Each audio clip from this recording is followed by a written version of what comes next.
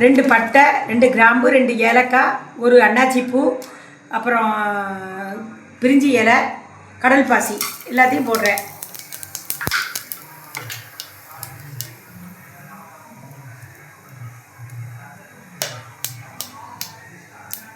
ரெண்டு சின்ன பல்லாரியை கட் பண்ணி போடுறேன்.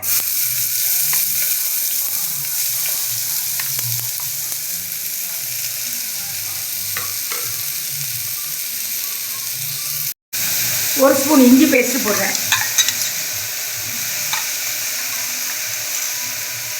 2 பச்சை மிளகாய்,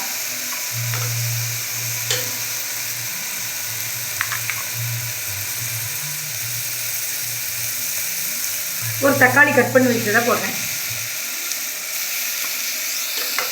புதினா மல்லி இலை போடுறேன். தக்காளி வதங்கிட்டு இப்போ 1/2 ஸ்பூன் வத்தப்பொடி போடுறேன். 1 ஸ்பூன் மல்லிப்பொடி போடுறேன். 1/2 ஸ்பூன் கரம் மசாலா போடுறேன். மஞ்சள் பொடி,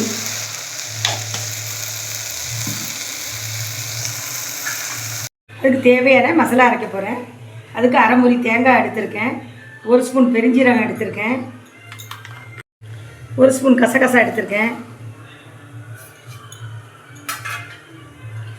முந்திரி பருப்பு இருந்தால் போட்டு அரைக்கலாம். முந்திரி பருப்பு என்கிட்ட இல்லாதனால நான் பொரிக்கடலை 1 ஸ்பூன் போட்டிருக்கேன். பேஸ்ட்டு அரைச்சிட்டேன். இப்போ தேங்காய் பேஸ்ட்டு போட போகிறேன். தேவையான தண்ணி ஊற்றுறேன். தேவையான அளவு உப்பு போடுறேன். குக்கர் மூடி போட்டுட்டு ஒரு 3 விசில் வச்சா போதும். சப்பாத்தி தேய்ச்சிருக்கேன். இதை நான் புரோட்டாவாக மாற்ற போகிறேன். அதுக்கு இப்படி எண்ணெயை தடவிக்கிடணும்.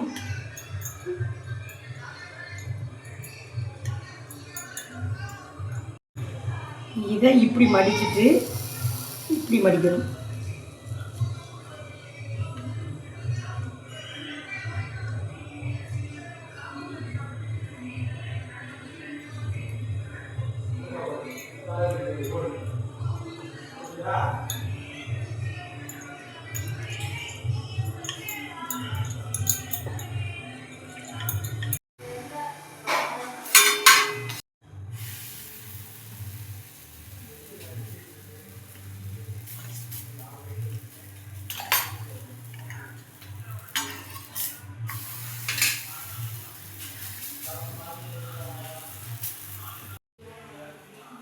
சுட்டு எடுத்துட்டேன். அதுக்கப்புறம் இதை எடுத்துட்டு இப்படி பண்ணணும்.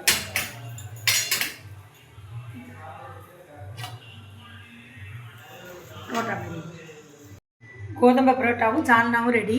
நீங்களும் செஞ்சு பார்த்துட்டு எப்படி இருக்குன்னு சொல்லுங்கள். ஷேர் பண்ணுங்கள், லைக் பண்ணுங்கள்.